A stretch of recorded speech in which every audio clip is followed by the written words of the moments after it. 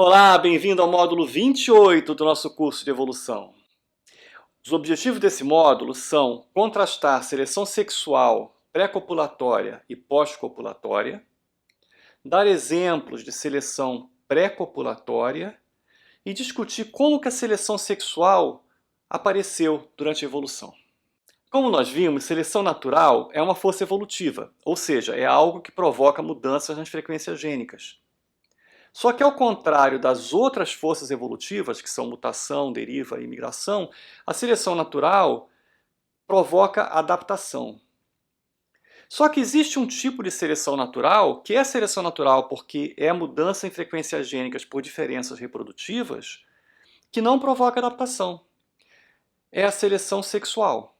Para poder esclarecer mais ou menos a diferença entre as duas, eu tenho essa tabelinha aí, que foi de um artigo que falava em seleção social, mas eu nem vou entrar por aí, mas ela compara muito bem a seleção natural com a seleção sexual em função de o que causa ela, qual o seu resultado. Em 1860, Darwin escreveu uma carta para um amigo dele, em que ele falava assim: durante muito tempo, pensar no olho humano me causava arrepios. Mas felizmente eu consegui achar uma solução clara para explicar a origem desse olho usando apenas o processo de seleção natural. Agora, o que me faz passar mal é olhar para uma pena de pavão. Por quê? Porque a pena de pavão não se encaixava na teoria de seleção natural original do Darwin. Na verdade, ela ia meio contra, né? Era uma coisa claramente não adaptativa. Só 11 anos mais tarde, o Darwin conseguiu fazer com a pena de pavão o que ele tinha feito com o olho humano. Ele conseguiu achar uma explicação simples, elegante, mecânica para a evolução da pena de pavão. E ele publicou isso em um livro, em 1871, bem depois da origem das espécies, chamado Na Evolução do Homem e na Evolução das Características Sexuais. No livro do Darwin, ele caracteriza a seleção sexual da seguinte maneira: a seleção sexual é de dois tipos. O primeiro envolve a luta entre membros do mesmo sexo, em geral os machos, para repelir ou matar seus rivais. As fêmeas, então, tendo um papel passivo. No segundo, a luta é também entre membros do mesmo sexo, mas com o objetivo de excitar ou conquistar aqueles do sexo oposto, em geral as fêmeas, que nesse caso não são passivas e selecionam aqueles que lhes parecem mais agradáveis. Então, para o Darwin, tem dois tipos de seleção sexual. A seleção sexual intrasexo, na qual dois indivíduos do mesmo sexo disputam o outro, e a seleção intersexo, na qual um sexo se exibe ou de alguma forma tenta conquistar o outro sexo. Repara que para o Darwin, a única seleção sexual que existia era a pré-copulatória, eram coisas que aconteciam antes da cópula. Para o Darwin, depois que tinha rolado a cópula, acabou. Só que hoje em dia a gente sabe que não é bem assim, tem toda uma escola de seleção pós-copulatória que o Darwin não viu, e que nós vamos falar no próximo módulo, não é nesse módulo ainda não. Vocês podem ter notado que, para o Darwin, a seleção sexual, o agente ativo sempre era o macho. Ou o macho brigando um com o outro, ou o macho se exibindo para a fêmea. Essa posição do Darwin é claramente machista. Mas a gente tem que dar um desconto porque a geração dele inteira era machista. Nós estamos falando do fim do século XIX. Desde então, obviamente, houve vários trabalhos, inclusive com viés feminista, para tentar entender como funcionaria a seleção sexual. A maneira mais automática de pensar na polaridade da seleção sexual é pensar na proporção sexual ativa, também conhecida como proporção sexual operacional, ou OSR, de Operational Sexual Ratio. A OSR não é a proporção de sexos na população. É a proporção de sexos que participam de um dado momento reprodutivo.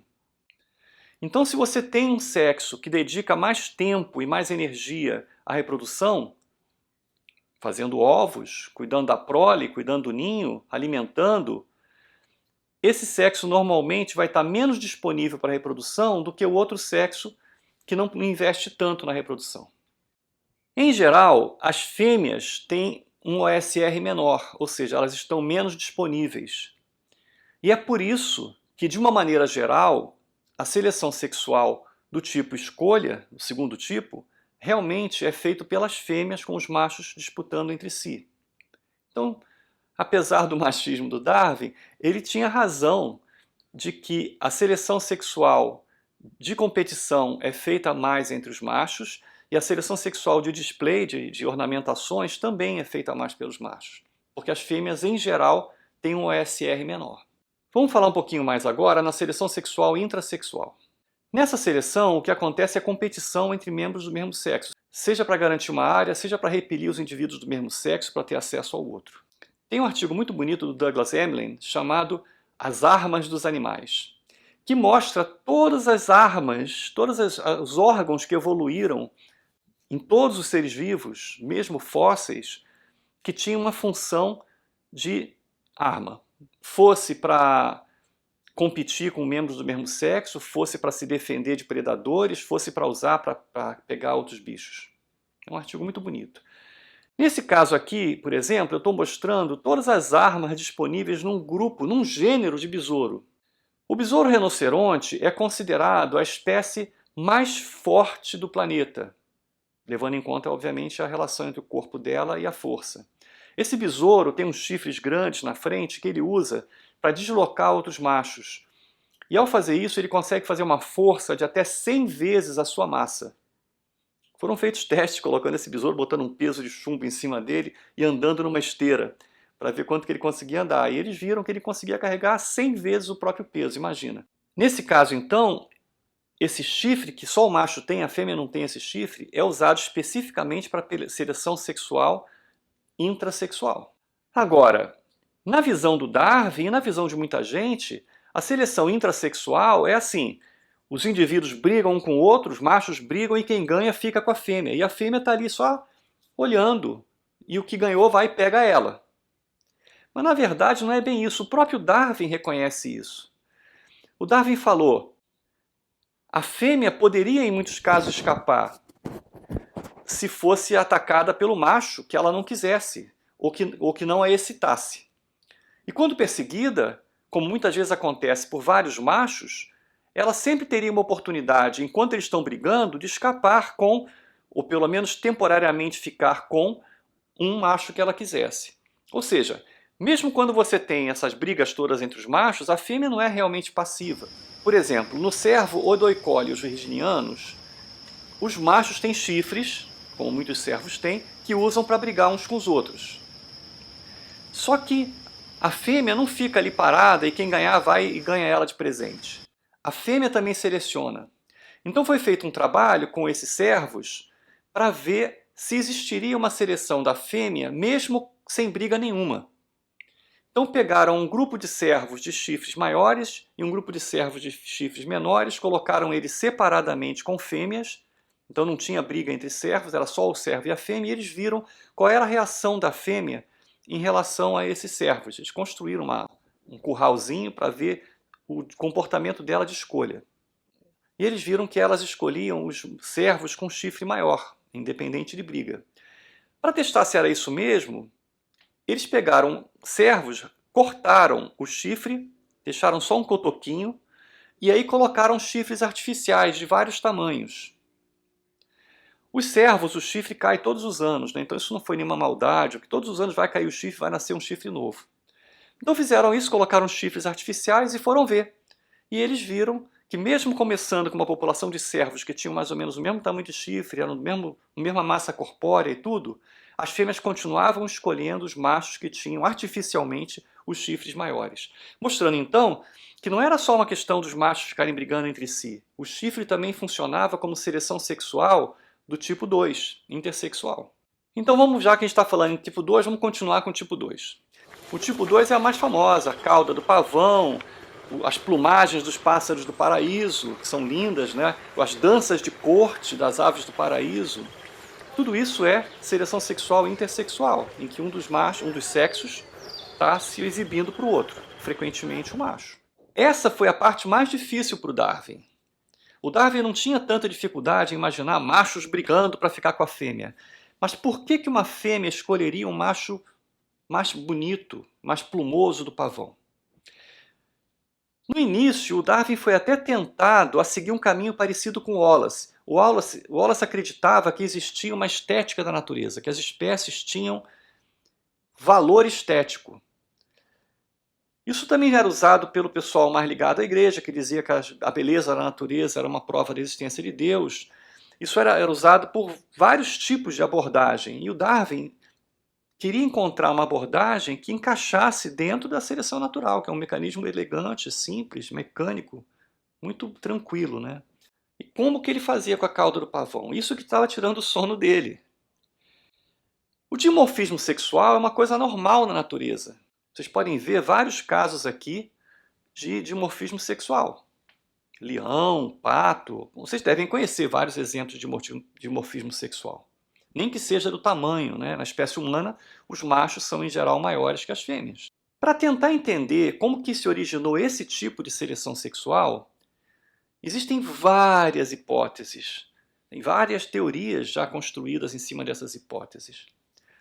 Eu não vou falar de todas elas, porque isso daria uma disciplina inteira, mas eu vou falar de duas. A primeira é a hipótese da vantagem direta. Nessa hipótese, um sexo escolhe o outro porque o outro tem alguma característica que o outro sexo fala, isso aqui vai ser bom, um bom progenitor dos meus filhos, ou progenitora dos meus filhos. Vou dar um exemplo para vocês, os esganagatos. Os esganagatos são peixinhos que o macho faz um ninho, depois que ele fez o ninho, ele fica procurando fêmeas. Quando ele encontra uma fêmea, ele faz uma dancinha e vai tentando levar ela para mostrar para ela onde está o ninho. Aí quando ele fica em frente ao ninho, ele faz uma dancinha, aí se a fêmea gosta dele, ela entra no ninho, solta os ovos dentro do ninho e vai embora. Aí ele entra no ninho, ejacula em cima dos ovos que a fêmea tinha colocado ali e depois ele fica tomando conta do ninho até nascerem os bebês. O esganagato é um parente próximo do cavalo marinho. Só que no cavalo marinho, os machos foram mais longe ainda. Eles incubam os filhotes numa bolsa como se eles fossem cangurus. No esganagato, ele faz um ninho e depois fica lá. Aí o pessoal foi ver se tinha algum comportamento no esganagato que fazia com que a fêmea escolhesse ele. Então colocaram esganagatos e fêmeas em aquários e foram observar os comportamentos e fizeram um pouco que nem eu tinha mostrado com o pessoal vendo quanto que o cachorro era selecionado num abrigo, ou um gato era selecionado num abrigo. Eles ficaram filmando, anotavam todos os comportamentos e depois foram ver o que era significativo em relação às fêmeas escolherem entrar no ninho. E o que eles encontraram? Que as fêmeas escolhiam os machos que abanavam mais com a nadadeira a entrada do ninho. Abanar a entrada do ninho é uma medida de capacidade de cuidar dos filhotes. E, de fato, você encontra que machos que abanam mais têm uma eficiência de incubação maior, tem uma sobrevivência dos filhotes maior. Então tinha, ao mesmo tempo que um comportamento do macho aumentava a sobrevivência dos filhotes, e esse mesmo comportamento era usado como display reprodutivo e as fêmeas escolhiam isso. O título do artigo era As fêmeas escolhem os melhores pais. Benefícios diretos também são mais ou menos óbvios, né? Uma fêmea que escolha um macho que vai cuidar mais dos filhotes, ou um macho que escolha uma fêmea maior, que seja mais viçosa para poder botar ovos, isso é mais ou menos fácil de entender. Mas e quando não tem essa vantagem direta? Aí vem o segundo tipo de seleção sexual intersexual, que é a seleção de vantagens indiretas. Essa foi a que quebrava mais a cabeça do Darwin. E a solução que o Darwin encontrou foi muito elegante e depois ela foi elaborada pelo geneticista de populações Ronald Fisher. Isso é conhecido como teoria darwiniana-fischeriana de seleção sexual. Nessa teoria, a teoria é bem simples.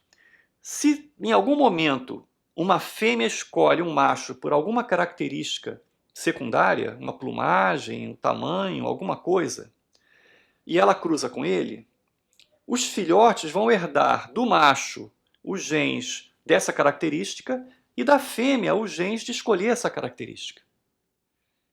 Então você vai ter ao mesmo tempo duas características independentes que vão estar evoluindo juntas, como se existisse um desequilíbrio de ligação entre elas. Então os filhotes agora vão ter mais coloração ou comportamento, ou seja lá o que for, e mais escolhas por esse comportamento. Esse processo pode ser tão forte, tão poderoso, que ele pode se acelerar de maneira exponencial. E aí ele vira um negócio chamado corrida fischeriana, ou Fischerian Runaway.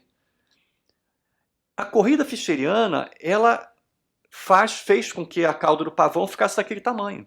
Porque cada vez mais as fêmeas escolhiam cauda grande, cada vez mais tinha pavão com cauda grande. E onde que para essa corrida? Onde será que esbarra? Será que os pavões vão continuar crescendo essa cauda para sempre, até que a gente vai chegar no momento que vai ter um pavão com a cauda do tamanho do planeta? Não. Quem para isso é uma outra seleção natural. Que seleção é essa que impede os extremos? A estabilizadora. Então, enquanto você tem a corrida fischeriana tentando aumentar as características sexuais secundárias, você tem a estabilizadora dando uma segurada, porque chega numa hora que não dá mais. Só que às vezes a seleção por corrida fischeriana pode ser tão forte que estraga, que ferra a espécie. Então, por exemplo, em bovídeos, os bovídeos, o boi, esses bichos, eles têm um chifre que eles usam como atração sexual. Por causa da corrida fischeriana, a probabilidade de extinção de uma espécie de boi é maior quanto maior for o chifre que ele tenha. Esse trabalho comparou 119 espécies de bovídeos em relação à probabilidade de extinção baseado na IUCN, que é a Sociedade Internacional de Conservação da Natureza. E eles encontraram uma correlação positiva entre o tamanho do chifre e probabilidade de extinção com P igual a 0,022, ou seja, significativo. Um caso mais extremo de seleção de corrida fischeriana é o do alce irlandês. O alce irlandês foi uma espécie que dominou a Europa durante muitos anos e que cada vez, você olhando o registro fóssil, eles vão ficando com chifres cada vez maiores, até que chega um momento que eles têm chifres de mais de 3 metros de largura. O chifre do alce irlandês, na época que ele se extinguiu, pesava 40 quilos. Repara, esses chifres são construídos todos os anos. Quando chega no outono, o chifre cai. Então ele tem que construir um chifre de 40 quilos na primavera. Para fazer um chifre desse tamanho, os ecólogos calcularam que ele precisaria de 60 gramas de cálcio por dia e 30 gramas de fósforo por dia, além das proteínas, do nitrogênio. Não tinha como ele conseguir comer grama suficiente para poder conseguir 60 gramas de cálcio e 30 gramas de fósforo por dia. Então o que acontecia com esse alce? Ele acumulava cálcio e fósforo nos ossos e quando chegava a primavera, esse cálcio e esse fósforo eram sequestrados dos ossos e levados para fazer o chifrão dele. Estava funcionando. Ele pagava esse preço altíssimo por conta da seleção sexual intersexual, porque as fêmeas escolhiam ele, porque ele tinha um chifre grande, ele estava numa corrida fischeriana. Só que aí houve mudanças climáticas. Quando começou uma glaciação há 8.000 anos atrás, começou a faltar comida. E aí o alce estava preso nessa armadilha da corrida fischeriana. E as mudanças que foram acontecendo foram mais rápidas do que a seleção estabilizadora poderia fazer para segurar isso aí. E a espécie se extinguiu. Ela se extinguiu porque ela ficou presa nessa armadilha. Que nem o que parece estar acontecendo com os chifres dos bois, apesar que no caso dos chifres dos bois é apenas uma tendência, nesse caso foi concreto. Para mostrar para vocês que nem sempre é a fêmea escolhendo o macho todo colorido, vou dar um exemplo de um peixinho que é um gobídeo, uma Maria da Toca, em que existe uma OSR que favorece as fêmeas, ou seja, tem um número muito maior de fêmeas do que de machos. Aí nesse caso, a competição é feita pelas fêmeas para tentar fazer com que o macho as escolham. Esses peixinhos, os machos também tomam conta da prole, eles também fazem um ninho, só que nesse caso tem mais fêmea do que macho. Nesse caso, as fêmeas têm uma coloração amarela muito bonita na barriga e elas têm um comportamento de ir atrás do macho. Elas cortejam o macho elas dobram o corpo um pouquinho, assim como vocês estão vendo nesse vídeo. Ela vai dobrando um pouquinho o corpo, mostrando a barriguinha amarela para o macho. O macho fica meio que fugindo, até que finalmente ela consegue cortejar ele. Às vezes os machos não querem, e elas vão procurando até achar um macho que queira elas. Quando elas encontram um macho que as queira, aí ele mostra para elas o ninho, elas vão lá, põem os ovos, igualzinho os garagatos. Então, nesse caso, foi feito um estudo para ver se realmente havia uma seleção para cor, porque havia gente que dizia que ela mostrava a barriga para dizer, olha só como eu estou cheia de ovos. E aí não seria a cor. Então, o que foi feito? Pegaram fêmeas mais coloridas e menos coloridas, colocaram um experimento de labirinto no aquário e viram que os machos escolhiam realmente as fêmeas mais coloridas. Para testar se era isso mesmo, eles fizeram que nem foi feito com aqueles veados, né, com aqueles alces. Em vez de colocar chifres artificiais, eles pintaram a barriga das fêmeas. Então eles pegaram um grupo de fêmeas, um grupo eles pintaram com tinta amarela e o outro pintaram com tinta incolor, para não dizer que fosse a tinta, que tivesse algum cheiro, alguma coisa. Colocaram no aquário e os machos continuavam escolhendo as fêmeas fake, né, as fêmeas que estavam com amarelo falso, mostrando que realmente havia uma escolha pela coloração da fêmea feita pelo macho. É legal esse negócio todo, né? Coisas de seleção são sempre muito bonitas. Então, resumindo, seleção sexual é um tipo de seleção natural não adaptativa. É uma seleção que tem a ver ou com a competição entre membros do mesmo sexo, aí ela é chamada de intrasexual, ou entre membros de sexos diferentes, aí ela é chamada de intersexual. A seleção intrasexual é mais ou menos óbvia, né? Você garante um espaço, um território, o acesso ao outro sexo. Agora, a intersexual é um pouco mais sutil, porque é uma escolha do outro sexo por um sexo. E essa escolha ela é explicada, seja diretamente porque o comportamento que o animal faz, por exemplo, presentes nupciais, tem algumas espécies em que um dos sexos dá um presente nupcial para o outro, mostrando, olha só, eu consigo pegar isso aqui e depois vou poder cuidar direitinho dos filhotes. Ou por benefícios indiretos. Nesse caso, a explicação materialista mais simples é a seleção darwiniana-fischeriana, em que a característica que foi selecionada é passada junto com o fato de ter selecionado essa característica para a próxima geração. E esse processo é poderoso e ele pode levar a uma corrida que levou inclusive algumas espécies à extinção. Normalmente, na maior parte das espécies, a seleção estabilizadora segura a corrida fischeriana. Mas se o ambiente mudar muito rápido, não dá tempo da estabilizadora fazer isso. Agora veja esses passarinhos cruzando. O macho acabou de ejacular na cloaca da fêmea. Será que ela tem a escolha de não engravidar dele? Além disso, tem uma pergunta. Por que os testículos são tão maiores que os ovários quando os óvulos são maiores que os espermatozoides? E só precisa de um óvulo e de um espermatozoide para formar um ovo. Essas perguntas e outras mais você vai encontrar no módulo 29. Até lá!